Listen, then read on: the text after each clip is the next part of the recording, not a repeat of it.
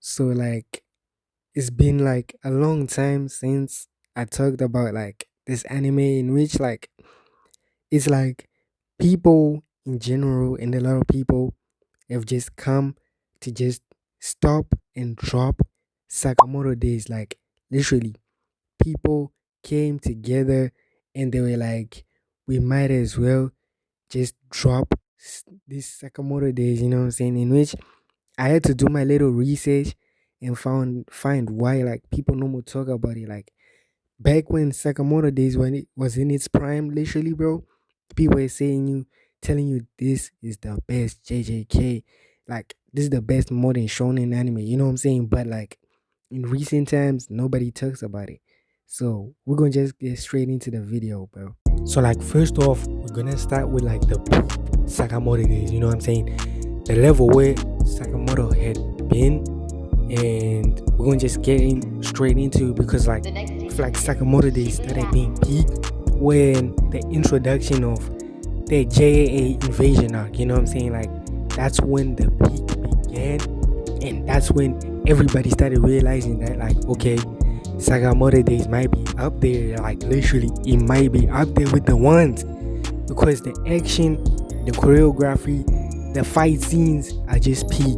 You know what I'm saying? They've built up a good roster and a good character base. You know what I'm saying? Like you have Gaku, you have Sakamoto Days, Sakamoto, you have freaking Nagumo, you have L, Mr. Takamura. You know what I'm saying? Like every one of those people that I've named have different like abilities and different ways of fighting. You know what I'm saying?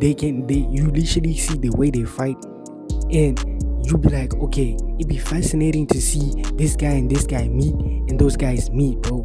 And people would say like the best Sakamoto days was the best when Sakamoto days was is when it's a building and it's like three teams. You know what I'm saying? They just going at it, a battle royale. You know what I'm saying? That's when people say Sakamoto days was at its peak. You know what I'm saying? And like also the story was good. You know what I'm saying?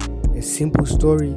This guy, my boy Taro Sakamoto, wants to protect his family because he's got a, you know what I'm saying? He was the greatest before anybody. Like he's the well-known assassin. You know what I'm saying? Fell in love on some John Wick type of story. You know what I'm saying? People put a bounty on his head and they trying to kill him, and boom, that's all you had to know. You know what I'm saying? So like I would say like the story was good. You know what I'm saying? Nothing crazy.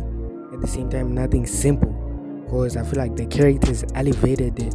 Other than the fights, the characters were just good to see. You know what I'm saying? They were enjoyable. You know what I'm saying? Nagumo, the freaking guy who can change into anybody, who's got the best disguises. You have also like freaking Shishiba and Osaragi. Those two are a cool duo and all that. Their stories intertwined together, and they had one goal to take over the assassin story. So like I would say the story would have been part of the downfall, but I wouldn't say it's part of the downfall. You know what I'm saying? It's a 50-50. You get me? But I will say what ended up being the downfall was the saving. You know what I'm saying? In which like Yuto Suzuki, I don't know, for some reason, or maybe he's just afraid of killing people, but like I feel like when people started realizing that some people should have been dead by now, that's when the leaks, you know what I'm saying, the leaks started coming in, and like, you know what I'm saying, and like the buckets started falling water. You know what I'm saying? Like people were now like, okay, let's hold on for a minute, bro. Some people should have been dead in this scene, in which the most person who had been brought up the most was Kiba. I think I forgot his name. Shishiba. Nah. That kid. You know what I'm saying?